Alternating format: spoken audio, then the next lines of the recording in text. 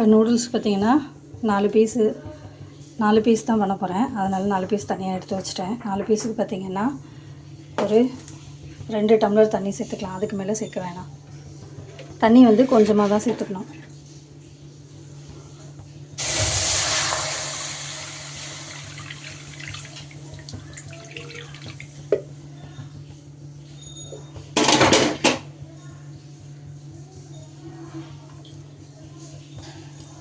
தண்ணி நல்லா கொதிக்கணும்.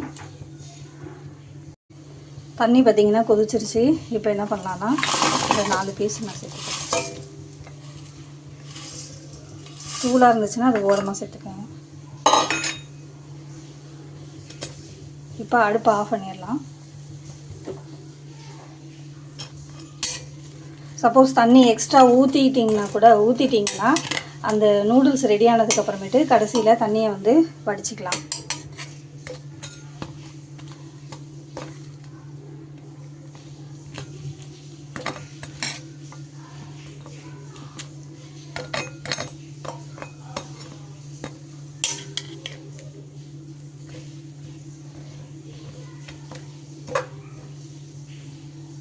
தண்ணி வந்து நல்லா எல்லா பீஸ் மேலேயும் படுற மாதிரி கிளறணும்.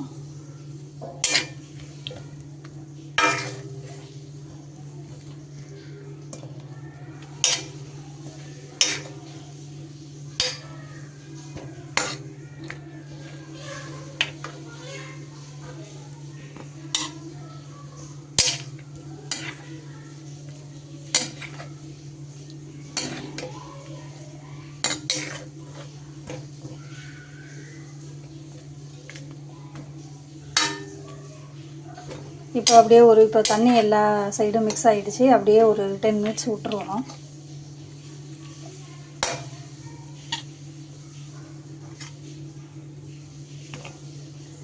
மூடி போட்டு மூடி வச்சிடலாம்.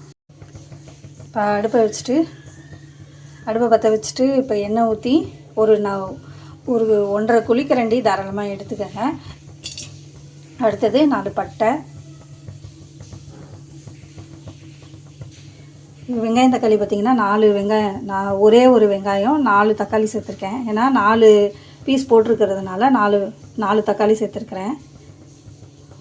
ஒரு பீஸுக்கு பார்த்திங்கன்னா ஒரு தக்காளிங்கிற மாதிரி கணக்கு வச்சுக்கலாம். இப்போ பொரிஞ்சதுக்கப்புறமேட்டு இப்போ பார்த்திங்கன்னா சோம்பு ஒரு ஸ்பூன் எடுத்துருக்கேன். அதை சேர்த்துக்கலாம். சோம்பு வெடித்ததுக்கப்புறமேட்டு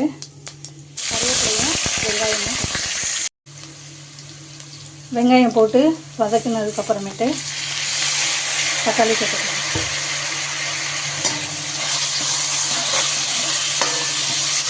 இப்போ நூடுல்ஸ் பார்த்திங்கன்னா ஒரு கிண்ணத்தில் தனியாக எடுத்து வச்சுருக்கிறேன். அது எப்படிங்கிறத நான் காட்டுறேன் உங்களுக்கு எப்படி மிக்ஸ் பண்ணுறது.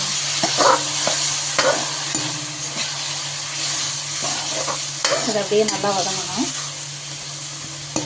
எண்ணெய் பார்த்திங்கன்னா அந்த வெங்காயம் வதங்குற அளவுக்கு எண்ணெய் ஊற்றணும். அதுதான் எண்ணெயோட அளவு.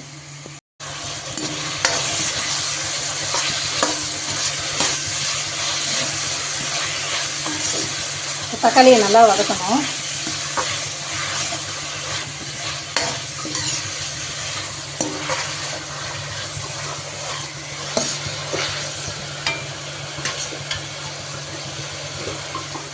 அடுத்தது பார்த்திங்கன்னா நூடுல்ஸை வந்து அப்படியே என்ன பண்ணணும், தனித்தனியாக உதுத்து வச்சுருக்கிறேன். 3/4 தான் வெந்திருக்கேன் நூடுல்ஸை பொறுத்த வரைக்கும். அது அந்தளவு தண்ணி எக்ஸ்ட்ரா தண்ணி ஊற்றிட்டிங்கன்னா அந்த தண்ணி இருக்கும், வடிச்சிருங்க. இப்போ பார்த்திங்கன்னா ஓரளவு 3/4 வெந்திருக்கு, ஃபுல்லாக வேகலை. இந்த ஸ்டேஜ் தான் நம்மளுக்கு வேணும். இந்த ஸ்டேஜில் நம்ம அந்த உதுத்து மட்டும் நான் வச்சுருக்கிறேன். இப்போ வந்து நல்லா கொதிக்குது. இந்த தக்காளி நல்லா வதங்கினதுக்கப்புறமேட்டு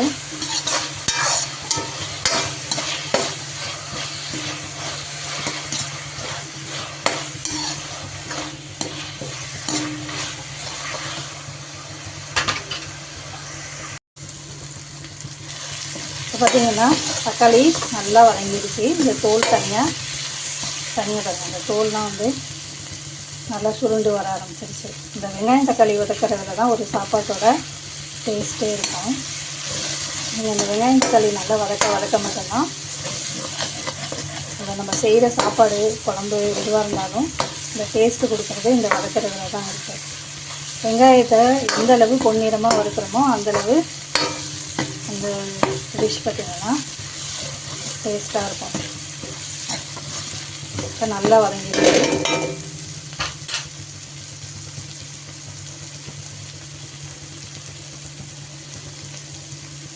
இப்போ இந்த ஸ்டேஜில் பார்த்திங்கன்னா 4 ஸ்பூன் சோம்புத்தூள் எடுத்து வச்சுருக்கிறேன், அது கொடுத்துக்கலாம். அடுத்து வந்து ஒரு அரை ஸ்பூன் 1 ஸ்பூன் மிளகாத்தூள் எடுத்துருக்கேன். இப்போ குழந்தைங்க மட்டும்தான் சாப்பிட்றாங்க அப்படின்னா கொஞ்சமாக ஒரு அரை ஸ்பூன் சேர்த்தா போதும்.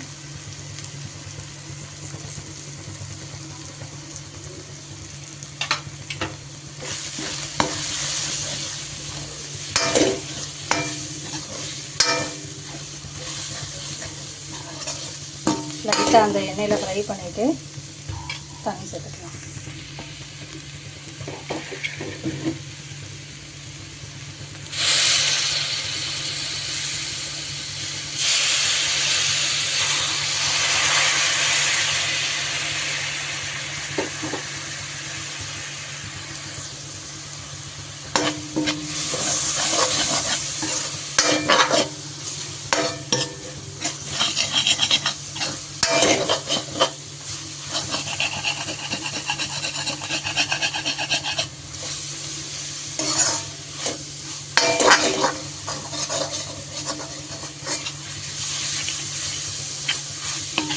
இது வந்து அவ்வளோ டேஸ்ட்டாக இருக்கும். நீங்கள் வேணால் செஞ்சு பார்த்துட்டு எனக்கு சொல்லுங்கள்.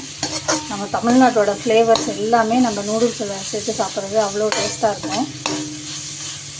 அந்த செய்கிற மெத்தட் பார்த்திங்கன்னா இந்த மாதிரி செஞ்சீங்கன்னா தான் உங்களுக்கு டேஸ்ட் வரும். இப்போ வந்து 4 பீஸ் எடுத்தேன் இல்லையா, அதனால் 4 பாக்கெட் பார்த்திங்கன்னா இந்த மசாலா பவுடர் வந்து கட் பண்ணி ரெடி பண்ணி வச்சுருக்கிறேன். நான் யூஸ் பண்ணுறது பார்த்திங்கன்னா டாப் ரோமன் நூடுல்ஸ் வந்து கொஞ்சம் ஹார்டாக தான் இருக்கும். மேகி தான் வந்து சாஃப்டாக இருக்கும். அடுத்த பாக்கெட்டை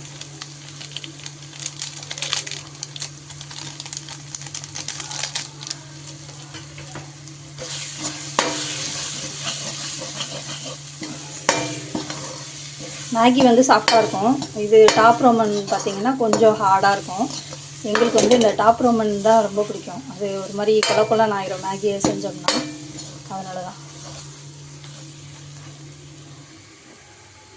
இப்போ இதில் வந்து லைட்டாக தண்ணி சேர்த்துக்கலாம்.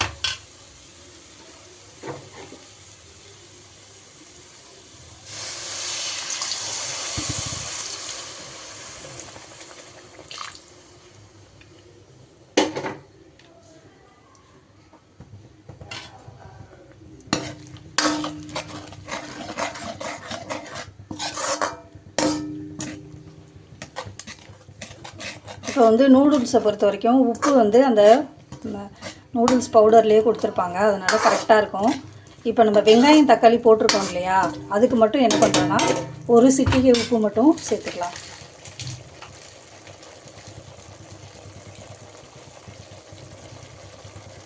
ஒரே ஒரு சிட்டிகை உப்பு மட்டும் சேர்த்துக்கலாம்.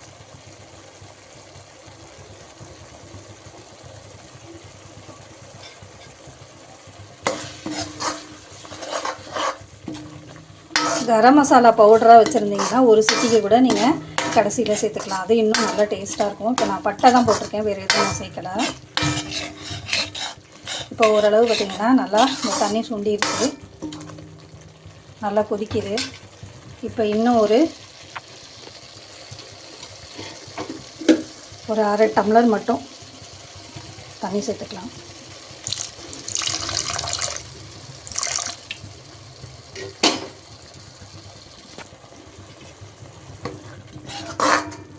தண்ணி சேர்த்துட்டு இந்த ஸ்டேஜில் நீங்கள் முட்டை போடுறதா இருந்தால் இந்த ஸ்டேஜில் நீங்கள் முட்டை போட்டுக்கலாம்.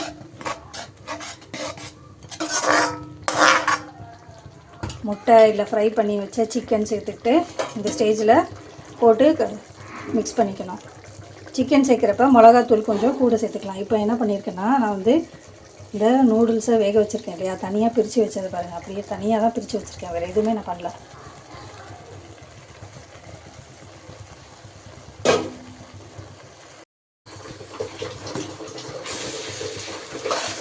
இந்த நூடுல்ஸை வந்து மிக்ஸ் பண்ணிக்கலாம்.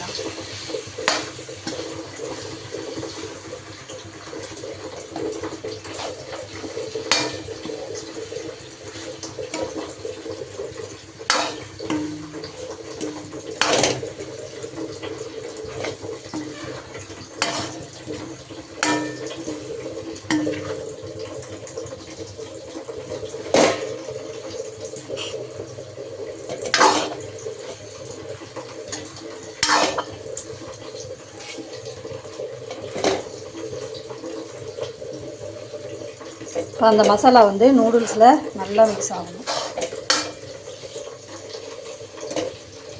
நிறையா தண்ணி சேர்த்து ரொம்ப வெந்திருந்துச்சுன்னா நம்ம இந்த மாதிரி மசாலாவோட பிரட்டவே முடியாது. அதனால தான் கொஞ்சமாக தண்ணி சேர்த்து வேக வச்சு எடுத்துக்கிட்டோம்.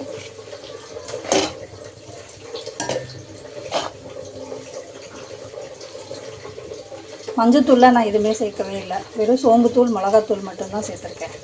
அதுவே ஃப்ளேவர் நல்லாயிருக்கும். நீங்கள் இந்த மாதிரி வீட்டில் செஞ்சு சாப்பிட்டீங்கன்னா கடையில் போய் நூடுல்ஸே வாங்க மாட்டீங்க. கடையில் வந்து சுத்தமாகவே பண்ணுறாங்களா என்னன்னு நம்மளுக்கு தெரியாது. சிக்கன்லாம் வாங்கி சாப்பிட்றோம், சிக்கன் கழுவுவாங்களா எப்படிங்கிறது தெரியாது. இப்போ வீட்டிலனா நம்ம கொஞ்சம் நல்லா க்ளீனாக சுத்தம் பண்ணிவிட்டு நம்ம வீட்டுக்கு பாசத்தோடு நம்ம செஞ்சு கொடுக்கலாம். இது என்ன பண்ணணும், அடுப்பை கம்மியாக வச்சுட்டு இப்போ பார்த்திங்கன்னா நூடுல்ஸ் உங்களுக்கே தெரியும் நல்லா பார்த்திங்கன்னா வெந்துருச்சு.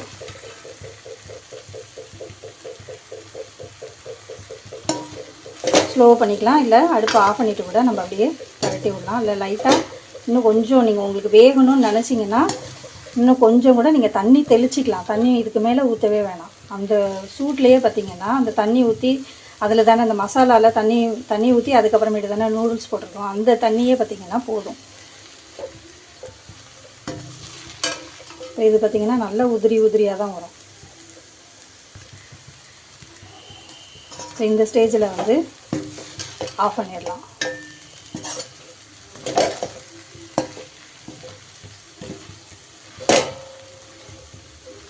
ஆஃப் பண்ணிட்டோன்னா நம்ம நூடுல்ஸ் ரெடி ஆயிடுச்சு.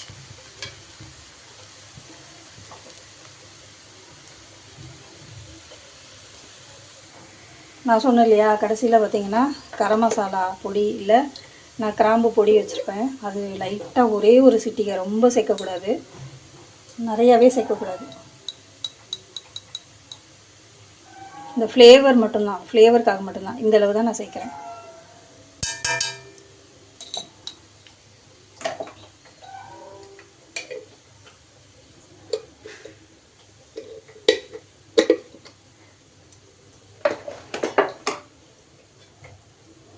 சேர்த்துட்டு லைட்டாக அந்த சூட்லேயே பார்த்திங்கன்னா நல்ல ஃப்ளேவராக இருக்கும் நூடுல்ஸு.